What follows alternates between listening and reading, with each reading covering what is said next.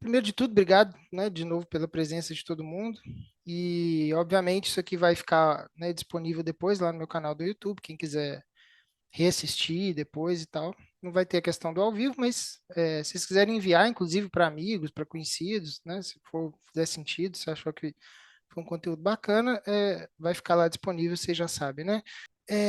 A gente vai falar então sobre preguiça e procrastinação. E primeiro, como sempre, né, na reunião passada foi assim, eu gostaria de definir exatamente o que eu estou querendo dizer com preguiça. E procrastinação é uma espécie de uma preguiça menorzinha, né? Mas tem uma diferençazinha que eu vou falar aqui. E só para a gente partir do mesmo ponto aqui, para a gente estar falando da mesma coisa. É engraçado, né, que a preguiça junto com a gula, elas são dois pecados que todo mundo sabe que são pecados, mas são dois pecados que a gente tem um pouco de orgulho de exibir, né? Quando a gente fica meio preguiçoso, passa o dia inteiro deitado, sem fazer nada, não sei o quê, a gente fala que, beleza, não fiz nada ontem, nossa, minha folga, fiquei o dia inteiro à toa, fiz nada, não sei o quê e tal. Então, é curioso, né, que a preguiça e a gula, né, ela tem isso também, o pessoal vai no rodízio e fala, comeu 18 pedaços de pizza e tudo mais. Então, eu queria só ressaltar isso aqui para que a gente não perca de vista de que são de fato dois pecados, né? Para a gente não cair nesse erro meio básico, assim, que no geral as pessoas caem, né? A gente também está susceptível a isso. Mas o que que é a preguiça? Quando eu falo de preguiça, eu estou querendo dizer mais ou menos o que Tomás de Aquino definiu como uma recusa de cumprir os deveres, né? Ou por comodidade ou por falta de vontade. Ou a pessoa acha que não é importante, então meio que foda-se, ou a pessoa simplesmente sabe que é importante, mas não está nem aí, né? Basicamente essas duas gênesis da preguiça. E aí, o que a gente vai usar de antídoto para a preguiça, na verdade, vai ser a virtude da diligência, que é uma virtude que se fala muito pouco, eu acho. Tem as virtudes mais famosas, né, as virtudes cardeais e tudo mais, mas a diligência é uma virtude muito importante que se fala muito pouco dela. E o que que seria a diligência, né? É, basicamente, ela vem do verbo em latim, né, que significa o ato de amar, né? Ela é um verbo que significa o ato de amar. O amar, nesse caso aqui, ele vai estar necessariamente ligado à questão da doação, né? Então, o que que seria diligência? Fazer as coisas com cuidado, com atenção e com zelo, ser comprometido com a ética aqui no caso do que a gente deve para os outros, né? A gente vai falar disso mais para frente. Ser eficiente e competente, agir com prontidão, ter disposição para melhorar e alcançar resultados. Basicamente isso que a gente está falando quando a gente fala de diligência. Na verdade, na essência mesmo da palavra, seria uma coisa do tipo fazer as coisas com, eu acho que essa primeira definição seria a mais completa, né? Fazer as coisas com cuidado e de forma contínua, de forma que você consiga ir persistindo naquilo, apesar da preguiça, apesar dos problemas, apesar das dificuldades. Então, é basicamente esse o antídoto que a gente tem contra a preguiça. E deixando também, né, claro que a questão da preguiça muitas vezes está relacionada à fuga de responsabilidades, que é uma faca de dois gumes. É um problema muito grande, porque quando a gente foge das responsabilidades que a gente tem, a gente de alguma forma vai perder significado na nossa vida. Então, é, é um negócio meio estranho, assim, um mecanismo meio esquisito, que a gente foge da responsabilidade porque a gente quer ficar à toa, teoricamente, para a gente ser mais feliz, né? Para a gente ficar mais agradável, mais satisfeito com as coisas. E aí, automaticamente, a gente deixando de cumprir as coisas, a gente fica menos feliz, ou menos, ou mais infeliz, ou perde o sentido das coisas, né? Então, esse mecanismo aqui é muito importante que a gente esteja de olho nisso. Porque assim, cara, eu estou tentando buscar aqui um tipo de satisfação agora que vai me deixar mais triste lá na frente. E aí, né, levantar e fazer, não tem o que fazer, né? E a procrastinação, ela parece um pouco com a preguiça, mas ela tem uma raiz talvez um pouco diferente. Aí aqui eu vou invocar aqui um arquétipo do Jung, que é a sombra, né? A sombra, ela é aquela parte da gente que a gente joga para debaixo do tapete, assim, aquela parte da nossa psique, da nossa mente, que a gente meio que joga para debaixo do tapete. Tudo aquilo que a gente não quer encarar, que a gente não quer enfrentar, que a gente não quer lidar, a gente meio que finge que não existe, finge que tá meio que foda-se, a gente joga ali para baixo e toca a vida, né? Só que a gente faz isso, no geral, porque a gente está com medo de alguma coisa ou inseguro em relação a alguma coisa, né? Toda vez que eu vou abrir uma live aqui, eu confesso que eu fico meio nervoso, meio tenso, dá um certo medo. Falo, cara, será que é isso mesmo? Será que isso aqui vai ajudar alguém? Será que isso aqui é importante? Será que eu posso melhorar esse texto? Será que eu posso melhorar o jeito de falar? Será que eu posso, sabe? Toda vez que a gente vai fazer qualquer coisa, é normal que a gente tenha uma certa insegurança. Quando a gente começa a jogar isso tudo para debaixo do tapete, você, então beleza, então não vou fazer. Não vou fazer, porque, putz, cara, vai dar um trabalho, o pessoal às vezes não vai gostar, fala de fazer as coisas na internet, né? Geralmente aparece alguém xingando e tudo mais. Então, assim, todos os pontos da nossa vida, a gente vai ver que qualquer coisa nova, ou mesmo que não seja coisa nova, mas alguma coisa que expõe a gente de alguma forma, vai trazer algum medo e alguma insegurança. A questão da procrastinação é o seguinte: a gente não se importa de jogar para debaixo do tapete e deixar por lá, né? E isso geralmente acontece porque a gente não sabe exatamente o porquê que a gente está fazendo aquilo. E aí você não faz. E aí, lá na frente, vai começar a dar uma sensação de um vazio meio esquisito. Por quê? Porque aquele porquê que você não identificou vai começar a apitar dentro da sua cabeça lá na frente, ou dentro do seu peito, né? Dependendo do movimento, dependendo do grau da ação, enfim. Então, aí, quando a gente começar a lidar com a procrastinação, a gente vai pensar na virtude da justiça, que é dar aos outros aquilo que é devido. Então, assim, cara, se eu deixar de fazer o podcast, se eu deixar de fazer uma live, se eu deixar de fazer alguma coisa, pode ser que eu esteja deixando de ajudar alguém que precisa, pode ser que alguém deixe de ser impactado. Ou se a gente for pensar na nossa família, né, que é ainda mais significativo, toda vez que eu deixo de fazer alguma coisa que eu precisava estar fazendo, e que às vezes eu estou inseguro, eu estou com medo, eu estou defraudando aquela pessoa que receberia aquele benefício, seja a nossa esposa, seja nossos filhos. Então, na verdade, quando a gente é preguiçoso ou procrastina, a gente está falhando em servir aqueles que dependem da gente. No geral, nossa família, comunidade ou no trabalho, né? E aí, puxando aqui do trabalho, São José Maria Escrivá falava que o trabalho é uma forma de amor, né? Voltando ao verbo da diligência lá de cima, né? Quando a gente deixa de agir, a gente está negando para os outros alguma coisa que é importante, né? E aí, existe essa coisa da dicotomia, né, entre o trabalho e o descanso. E aí eu queria chamar a atenção aqui em relação a essa questão do trabalho e descanso, exatamente porque só é possível descansar, só é possível ter satisfação no descanso quando você trabalha direito. E quando eu falo trabalho aqui, eu não estou dizendo só o trabalho comercial que a gente faz na empresa que a gente trabalha e tal. Estou falando trabalho de qualquer coisa, né, o trabalho em casa, né, com as coisas que a esposa pede, trabalho com os filhos, trabalho de levar os meninos para passear, levar para não sei o quê, levar para a escola, enfim, todos os trabalhos que estão envolvidos na nossa rotina. Você só consegue ter um descanso justo e honesto depois de cumprir as suas obrigações. É o que o pessoal chama de sono dos justos, né? Aquela figura de São José dormindo, ele tem várias simbologias, né? Mas uma, talvez a principal, é a questão de, cara, São José era um trabalhador dedicado e por isso ele podia descansar em paz. O descanso dele era merecido porque ele fazia tudo o que precisava fazer enquanto pai de família, enquanto trabalhador. Então, ele dorme com tranquilidade, né? E aí, ele vai dizer, São José Maria Escrivá fala disso também, que o descanso não pode ser uma fuga, mas uma recompensa por aquele dever cumprido que a gente conseguiu fazer, né, cumprir bem. E aí vem aquele sentimento também de quando a gente às vezes não consegue descansar direito, ou quando a gente está se sentindo culpado, de que quando a gente realmente não cumpre as obrigações, a gente sabe quando a gente não cumpre. A gente, no fundo, a gente sabe. Cara, eu estou devendo isso, eu estou agindo mal, no fundo a gente sabe. O descanso ele se torna um momento de culpa ou de ansiedade, porque no fundo você sabe que você não merece aquele descanso, né? E aí é um alerta para gente que se você se sente ansioso com frequência, dá uma observada nas obrigações que talvez estão deixando passar, porque às vezes acontece muito, isso acontece muito comigo, que às vezes você deixa para depois alguma coisa e aquilo meio que some, aquilo some no radar. Então, realmente passou, cara, não tá mais no meu radar, eu não tô mais lembrando. Mas de alguma forma aquilo vai te deixando ansioso, porque no fundo você sabe que tem alguma coisa para fazer, mas você não lembra direito o que que é e passou.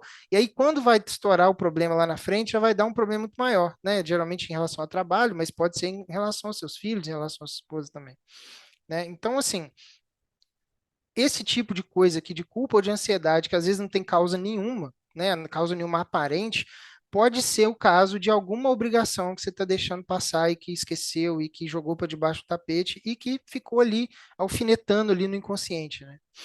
E aí eu queria trazer um conceito também, que é a questão do qual atividade a gente faz na nossa folga. Isso aqui mudou muito a minha percepção da minha folga, do meu dia de folga. O que você faz na sua folga é a exata definição daquilo que você é. Então, se você está todos os momentos de folga, você está simplesmente à toa, sem fazer nada, você é uma pessoa à toa. Por mais que você. É porque o trabalho, no final das contas, ele tem uma dimensão de obrigação, né? Se você não fizer, você é mandado embora, ou se você tem uma empresa, sua empresa vai falir. Então, existe alguma coisa te espetando, ele te chicoteando para continuar fazendo. O dia de folga, se você simplesmente desiste da vida, você está dizendo para você mesmo assim, cara, é isso aqui que eu faria se eu tivesse liberdade total para viver minha vida do jeito que eu quisesse. Então, dá uma observada também quais são os seus hobbies, quais são as coisas do seu dia de folga, porque às vezes isso gera uma certa neurose, isso acontecia muito comigo.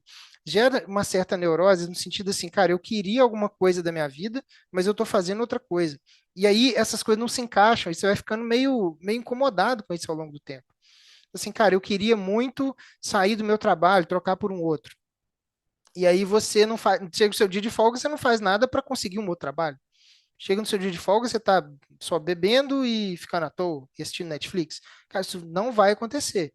Então, dá uma olhada nessa questão do dia de folga, que isso é que vai definir, assim, drasticamente quem é você de fato, né? E sem conseguir maquiar nada, né? Esse que é o problema, às vezes. A gente tenta maquiar o máximo possível e às vezes não consegue, e isso gera um sofrimento, né?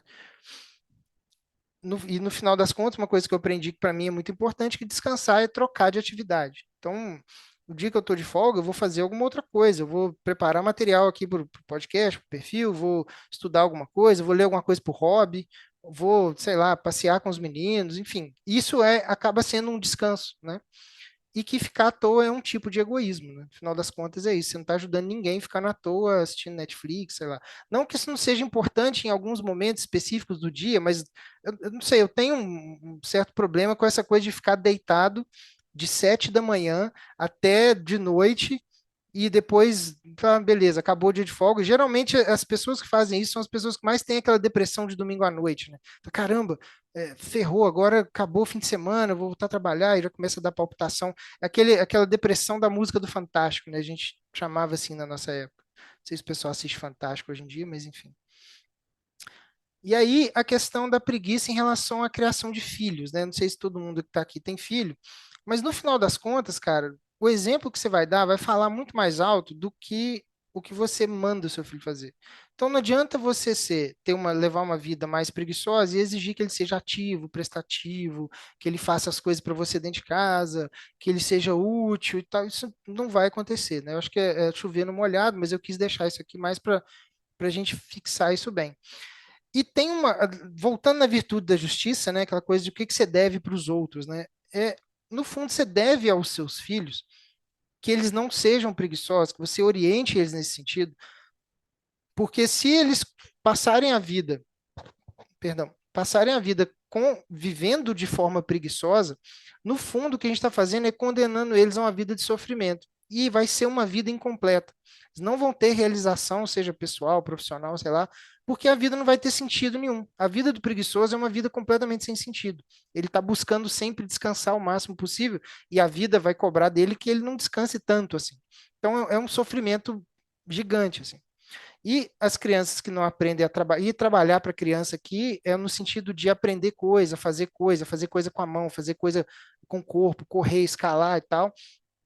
Elas não, que as crianças que são muito paradas nesse sentido, e elas acabam se tornando adultos menos eficazes. conforme elas vão chegando na frente dos desafios e aquilo fica difícil, elas desistem, né? Isso está bem descrito isso já. E a criança, ela tem o que a gente chama de mente absorvente, né? No final das contas, ela veio programada, isso aqui é uma definição da Montessori, ela veio programada para absorver tudo, absorver ativamente o ambiente, absorver textura, barulho, som, palavras, absorver tudo. Se a gente, de alguma forma, a gente nega isso para a criança e ela para de aprender, ela vai acabar tendo um desenvolvimento pior, né? E o adolescente, é importante a gente ficar de olho, porque uma certa preguiça é até normal, porque ele tem muita. Existe um mecanismo que não vai dar tempo de entrar em detalhes aqui, mas é um mecanismo de desânimo no confronto com o mundo, talvez. Ele tenta se confrontar com o mundo, ele vai ver que o mundo é grande, que o mundo é difícil, que o mundo é potente, né? Então pode ser que ele tenha uma certa preguiça, meio que porque ele está desistindo, assim, ele não tá conseguindo imprimir no mundo aquela vontade que ele tem de fazer coisas. Talvez isso seja a maior fonte de preguiça do adolescente, mas isso é possível ser manejado com cuidado, com carinho e tal, e orientando da melhor forma, né? Daí a gente poderia fazer um encontro só sobre isso, na verdade. E a mensagem final, que a gente só pode cobrar dos nossos filhos aquilo que a gente mesmo pratica, senão não faz sentido nenhum, né? E aí, resumindo aqui, alguns passos práticos, dito isso tudo, né? Alguns quatro passos práticos para a gente vencer preguiça e procrastinação. O primeiro de tudo é assumir responsabilidade de forma voluntária, né? A gente para de culpar a circunstância e reconhece que a gente tem o poder de assumir coisas que, na verdade, a gente acha que não tem porque a gente está agindo com preguiça. Segundo é ter um propósito claro do para que você serve, né? Para que você está no mundo, para que você existe na circunstância concreta onde você está, né? Eu deixo aqui como sugestão, uma sugestão de servir os outros, porque isso aqui não depende de ninguém. Você não precisa esperar nada acontecer para servir os outros, você pode simplesmente fazer. E aí, quando você definir o seu propósito, você vai usar ele como motivação. Esse propósito aqui talvez seja o mais fácil da gente conseguir é, ter motivação e ter uma satisfação ao longo, né, da nossa vida. Depois, educar à vontade. A vontade é exatamente a nossa intenção de fazer as coisas, né? Então, a gente vai criar rotinas e hábitos que limitem a necessidade de motivação. Aí, aqui, para cada situação prática, vai ter uma coisa específica, né? Tem gente que tem preguiça, por exemplo, de treinar de manhã, então já deixa a roupa pronta para não precisar raciocinar muito quando acorda. Aí já acorda e já põe a roupa e sai. Não dá nem tempo de ter preguiça, né? Eu já teve várias vezes que na época, trabalhava até tarde da noite, que eu ia treinar depois do trabalho, eu colocava a roupa e ia reclamando, cara, reclamando. Eu falei assim, eu não vou. Não vou de jeito nenhum. E colocando a roupa. Não vou de jeito nenhum. Olha a hora, cara. Tô cansado. E reclamando e colocando a roupa e indo. Então, assim, a gente acaba criando certos gatilhos e hábitos que vão ajudando a gente a educar a nossa vontade. Cara, tem que ir, não tem jeito. E o quarto passo, enfrentar a sombra, né? Que você olha para dentro e tenta olhar quais são os medos, as inseguranças que você tem e tentar encarar aquilo de alguma forma. Não que você consiga encarar todos ao mesmo tempo e nem os, né, principalmente os maiores medos da vida, mas você conseguir quebrar isso em alguns degraus e conseguir ir aos pouquinhos vencendo essa o Jung chamava de quando você absorve a sombra, né? Ela vai ficando, conforme você vai encarando ela mais e mais vezes, ela vai ficando mais fina, vai ficar uma sombra menos escura, fica mais fácil de manejar. Ela não acaba, mas ela fica mais fácil de manejar porque você vai clareando ela conforme você encara ela de frente, né? E aí a procrastinação muitas vezes esconde essa resistência interna por medos, né? E que ela precisa ser trabalhada de alguma forma que esconder debaixo do tapete não vai resolver. Então, seria basicamente isso. Se alguém tiver alguma experiência para comentar, alguma coisa para acrescentar, acho que seria legal, seria enriquecedor. Fala, Rafa. Boa noite. Boa noite, pessoal. Boa noite, Tudo bem Moi. aí? Eu achei bem interessante o que você falou aí da parte dos filhos, né? Inclusive, principalmente os filhos, quando eles começam a ter, assim, eu não tenho filhos, né? Mas eu já fui filho um dia, já fui adolescente aí, e quando a gente começa a ter mais essa noção de consciência, é muito comum ver nesses filhos um pouco mais velhos aquele despreparo, aquela falta de experiência ainda, e eles confundem, a preguiça deles fazerem com que eles confundam o tempo propício com o tempo cômodo, né, da coisa. Então, o que que eu quero dizer com isso? Muitas vezes, eles, ali no começo da sua adolescência, adultez, eles não se sentem preparados por falta de experiência e gostariam de estar todo seguro, com todas as variáveis na mão, para conseguir realizar algum ato, algum desejo mesmo, e acaba sempre protelando essas ações, porque não se sente preparado, e acaba deixando esse tempo, que seria um tempo propício mesmo, na confundindo isso com um tempo cômodo, né? Fala, não, amanhã eu faço, vou deixar para depois, e acaba tudo isso se tornando assim, esse período da vida acaba se desfazendo assim em desejos irrealizados do adolescente, no caso, ou ali do jovem. Então achei bem interessante esses passos que você deixou aí, os quatro, principalmente remarcar que é muito importante a mudança pelo exemplo mesmo, né? Não pelo falar. É a Então, única eu acho. mudança possível, né? No final das contas, Sim, é sim, essa do exemplo. exatamente. Em Cara, suma, o adolescente é um bicho tão sui generis, né? Um bicho tão específico, assim, porque meio que não é criança, meio que não é adulto, é um bicho perdido ali, né? Eu lembro também quando eu era adolescente, eu era completamente perdido, assim, de termos de, cara, será que eu sou adulto? Será que eu não sou? E é uma confusão, né? E hoje em dia parece que cada vez mais se espera mais coisas e coisas mais importantes do próprio adolescente, mesmo sem ele ter essa carga de maturidade, enfim, de peso na vida, num peso real, assim, no mundo real. No fundo, o adolescente não tem capacidade de nada, né? Ele é só um adolescente que está começando a entender certas coisas. Então, inclusive, hoje eu estava ouvindo um podcast, cara, de um cara que chama Adam Price. Deixa eu até ver se o nome é esse mesmo. Que é muito interessante. Ele tem um livro, ele escreveu um livro que chama Your Son Isn't Lazy. O seu filho não é preguiçoso. A teoria basicamente dele, cara, ele está falando de jovens, né? É isso mesmo, Adam Price. Adam Price.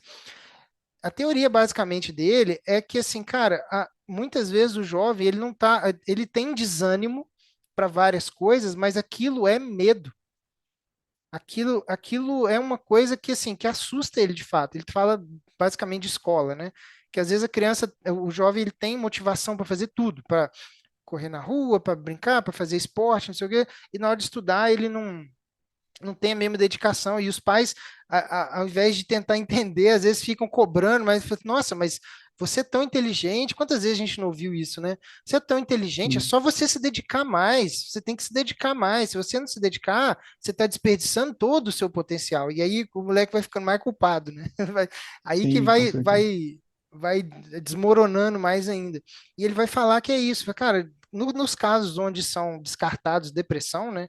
Que aí no caso da depressão ele realmente não tem interesse em nada.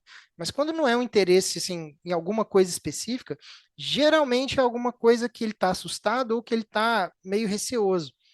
E forçar ele para, não, você tem que estudar porque você é inteligente, isso não vai adiantar, cara. Na verdade, ele vai se fechar mais ainda, vai ficar mais arredio, mais recluso. Então, é um mecanismo meio delicado ali, que os pais às vezes têm dificuldade de lidar com isso, né?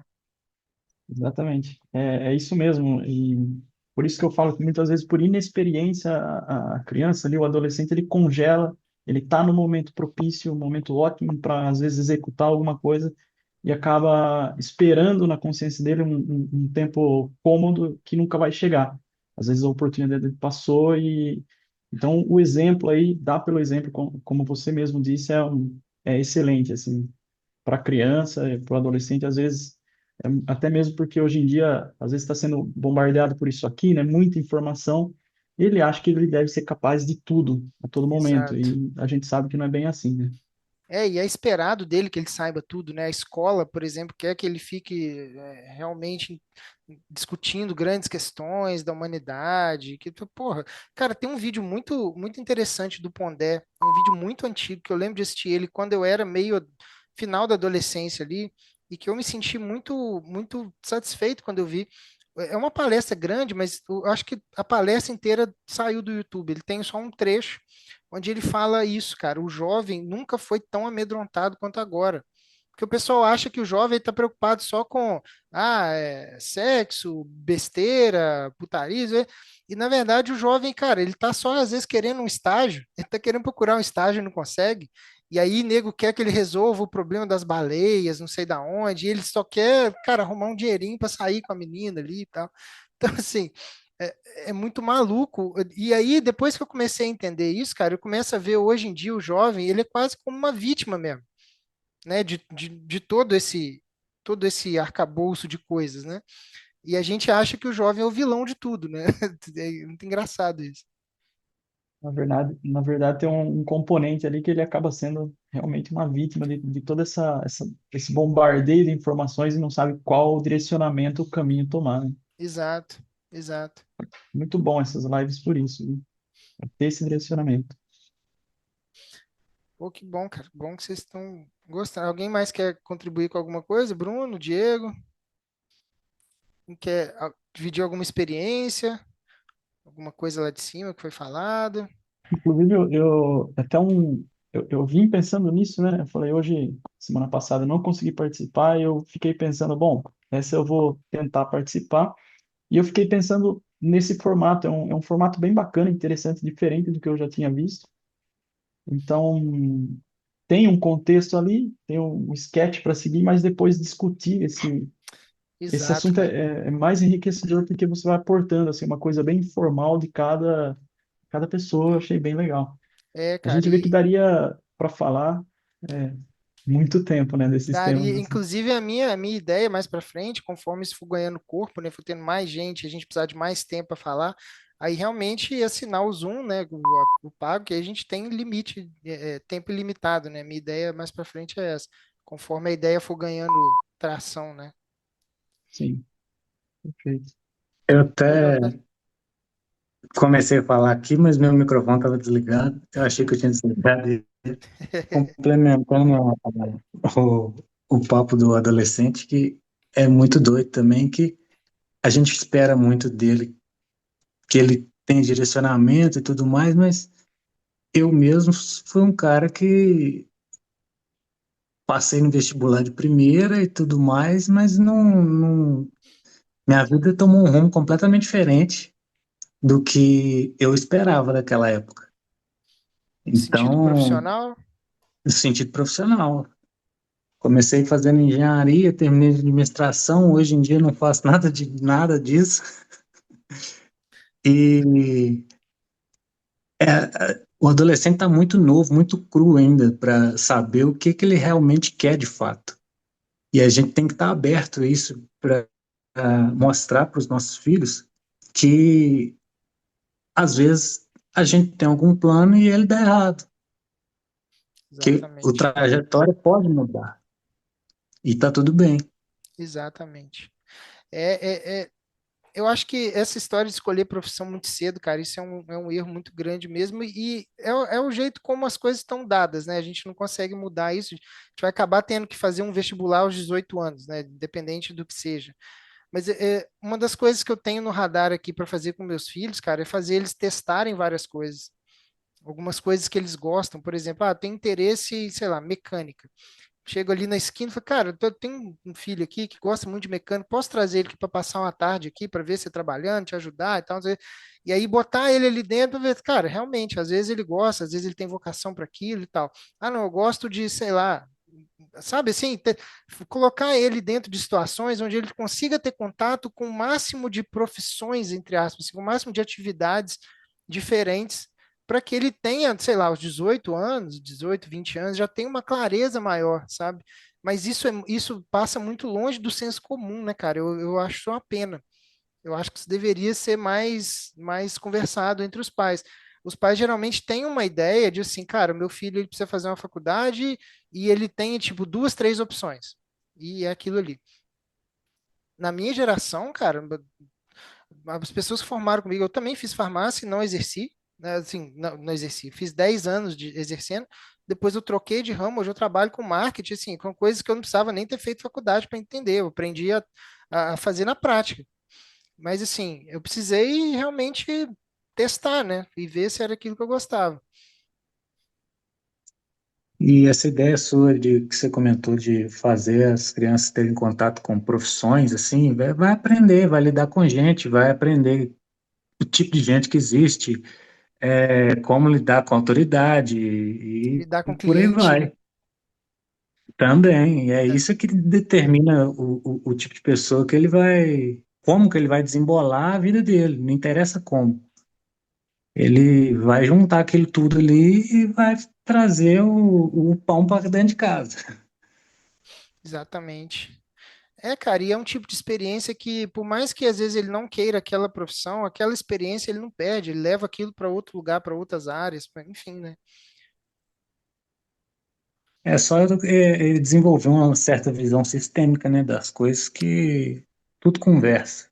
Tudo Exatamente. conversa um lado só. Se você é uma pessoa de índole boa, caráter bom e proativo, quase qualquer área você consegue sobressair. Você se vira, exatamente. Eu também concordo com isso.